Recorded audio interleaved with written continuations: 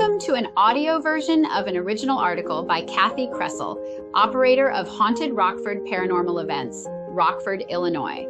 This audio presentation is entitled Varney Samuel Anderson and contains the 2021 story of the same name. Varney Samuel Anderson was born in Geneva, Illinois, June 18, 1866, to parents Swan and Frederica. Later records would state that his parents had both been born in Sweden. According to records in Ancestry, Swan and Frederica Anderson came over from Sweden on the ship Lucia in May of 1852. Varney was the fourth of 7 children born to the Anderson family. Swan worked as a merchant tailor, and Frederica took care of the children. By 1880, the family had moved to Elgin, Illinois, where Swan worked at the watch factory. Frederica passed away in November of 1879, and the oldest daughter, Emily, was still living at home, helping to care for her younger brothers and sisters. Varney would follow his father's footsteps and work in the watch factory. But Varney had bigger plans. He knew that Rockford also had a watch factory that had gained quite a reputation for their quality watches since their opening in 1875. Some might argue that this is what lured the young man to move here, but they would only be half right. There was another reason why Varney chose to make Rockford his home. Besides having a watch factory, Rockford also had a minor league baseball team. Varney came because Rockford had been making a name for itself on the baseball field. He loved the game and hoped that Rockford would help him make his dream of playing in the major leagues a reality. The newspapers from the day are filled with headlines and articles about Varney's success here in Rockford and eventually beyond. In 1887, when he was only 21 years old, Varney was playing for the Milwaukee Brewers in the minor leagues.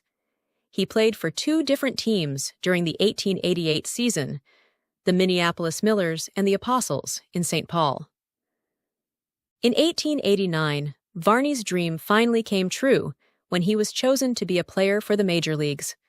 Rockford hailed Varney as a hometown hero when it was announced that he had secured the position of pitcher and outfielder for the Indiana Hoosiers. He only played in 2 games that year. In 1890, he became a player and the manager of the Burlington Hawkeyes in Iowa. Varney wasn't only noticed by the men who attended his games. The women in the area would gather on Ladies' Day to watch the handsome young man pitch against team after team. Varney would eventually fall for one of his fans, and he married Florence Doty in 1891. Florence would always claim to be his biggest fan. The happy couple would have 3 daughters over the years.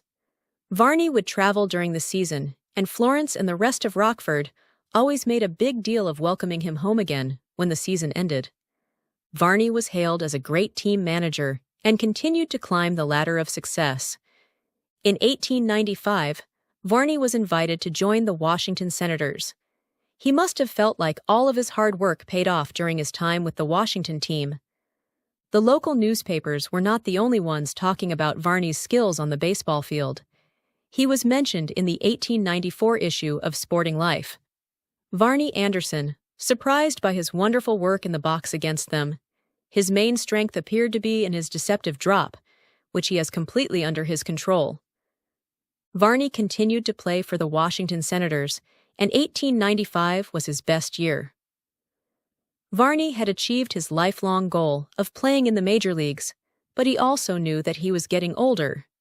He returned to Rockford to help manage the team and to play for the town that helped him achieve his dream. Headlines in 1897 told of Varney's successes.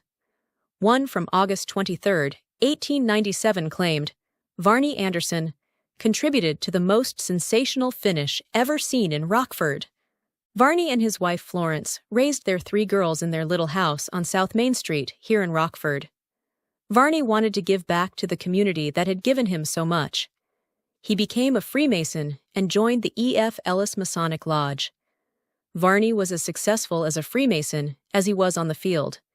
He became Master of the Lodge in 1902. Varney and Florence purchased a house on South Main Street where they would finish their days. Varney lost Florence to illness on January 24, 1931.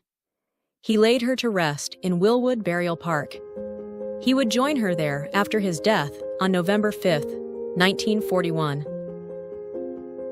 This is the end of our audio article. We hope you enjoyed it. The article Varney Samuel Anderson was written by Kathi Kresol, copyright 2021. It was originally published in Rockford Buzz. The article is also available in print on hauntedrockford.com. This audio presentation was produced by Thomas Saunders for Haunted Rockford, copyright 2024.